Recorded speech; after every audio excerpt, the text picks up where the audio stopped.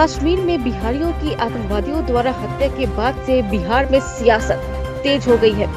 लोक जनशक्ति पार्टी के राष्ट्रीय अध्यक्ष चिराग पासवान ने इसके लिए मुख्यमंत्री नीतीश कुमार को जिम्मेवार ठहराया है। चिराग पासवान ने मुख्यमंत्री नीतीश कुमार को इसके लिए पत्र भी लिखा है। चिराग ने प्रदेश में प्रवासी मंत्रालय के गठन की भी बात उठाई है। चिराग ने कहा कि अगर सरकार पहले ही प्रवासी मंत्रालय का गठन कर देती तो बिहार से बाहर रहकर काम कर रहे लोगों की सुरक्षा हो पाती।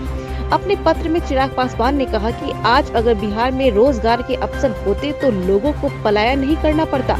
उन्होंने कहा कि नीतीश सरकार के 16 साल के कार्यकाल में रोजगार की स्थिति और भी ज्यादा चिंताजनक हो चुकी है।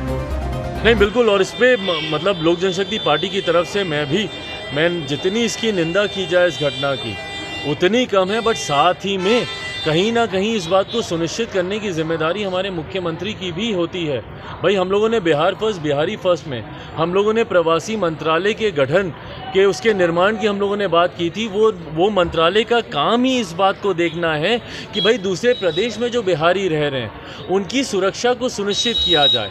आए दिन हम लोग विभिन्न प्रदेशों में ऐसी घटना देखते हैं जहां बिहारियों के ऊपर अत्याचार होता है, उनकी हत्या की जाती है, उनको प्रताड़ित किया जाता है। इस बात को सुनिश्चित करने की, उनकी सुरक्षा को सुनिश्चित करने की जिम्मेदारी बिहार सरकार की है कि भैया अगर कल को मेरे प्रदेश का कोई लड़का दूसरे प्रदेश में है शिक्षा के लिए, रोजगार के लिए, वो वहाँ पर सुरक्षित रहे, वहाँ पर किसी तरीके की उसको कठिनाई नहीं हो।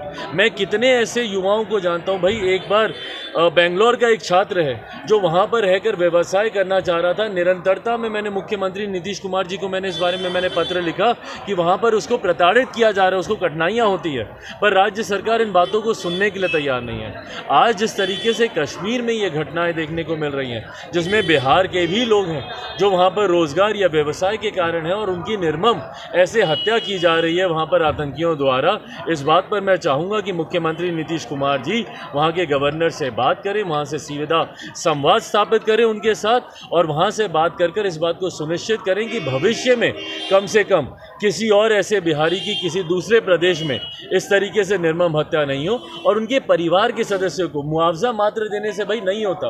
एक कमाऊ सदस्य मात्र 2 लाख का आप उनको मुआवजा दे रहे हैं। एक ऐसे परिवार का जिसका कमाऊ सदस्य की हत्या, अगर वो कमा रहा होता बिहार में तो उसको कश्मीर जाने की जरूरत क्यों पड़ती? कश्मीर वो गया कमाने के लिए और वहाँ पर उसकी हत्या हो गई और आप सोच रहे हैं कि 2 लाख रुपए का मुआवजा देकर आपने मरहम पट्टी कर दी, आपने उनका इंतजाम कर दिया।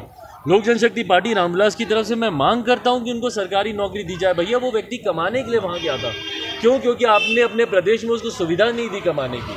आज जब उसकी हत्या हो गई है तो उसके परिवार में कमाने वाला और कोई नहीं बचा।